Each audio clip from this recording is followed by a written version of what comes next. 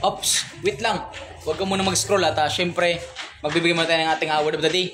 At pag-usapan natin ano nga ba yung pinagkaiba ng tinatawag nating plant, trailer, tsaka yung tinatawag nating accelerant. Okay? So tandaan po natin yung tatlo pong binanggit natin, yung plant, trailer, tsaka accelerant.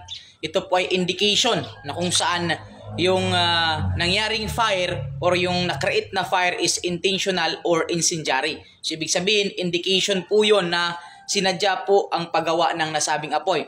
At yung ating pong intentional fire or incendiary fire, ito po ay under sa ating classification of fire based on cause naman po. Kasama niya dito yung natural fire natin tsaka yung accidental fire. At yung pangatlo, yung intentional or incendiary fire natin. Okay? So ngayon, ano po ba yung pinagkaiba ng plant, trailer tsaka accelerant para hindi po tayo maguluhan? Okay? Tandaan lang po natin, sila po ay parihong mga chemicals or substances or mga materials na ginamit natin na mapatunayan na yung na-create na fire is intentional. Pero ang pinagkaiba nila is ganito lang. Pag sinabi nating plant, ito yung preparation pa lamang po ng mga substances or mga materials na which is needed to start the fire. So ibig sabihin, yung plant po natin is ginagamit po siya or mga materials na ginagamit to start the fire pa lamang.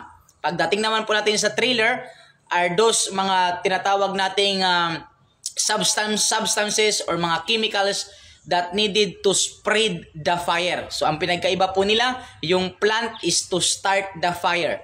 Pagdating sa trailer, to spread the fire na po. Okay? At syempre yung ating accelerants naman po, that is considered preparation of highly flammable substances or highly flammable chemicals for the propagation of flame. So ibig sabihin, pagdating sa accelerants, ang purpose niya is to propagate flame na po yung pinag-usapan. Okay, so yan lang po yung pinagkaiba nila. Ulitin po natin, pag materials or mga combustible materials or substances na which is ginamit to start the fire, plant pa po yun.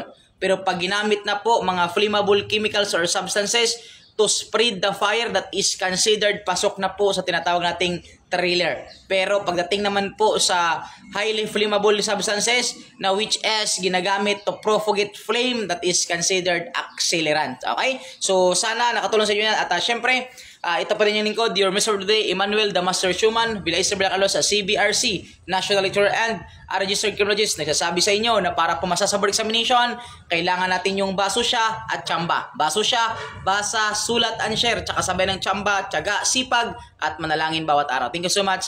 God bless you all.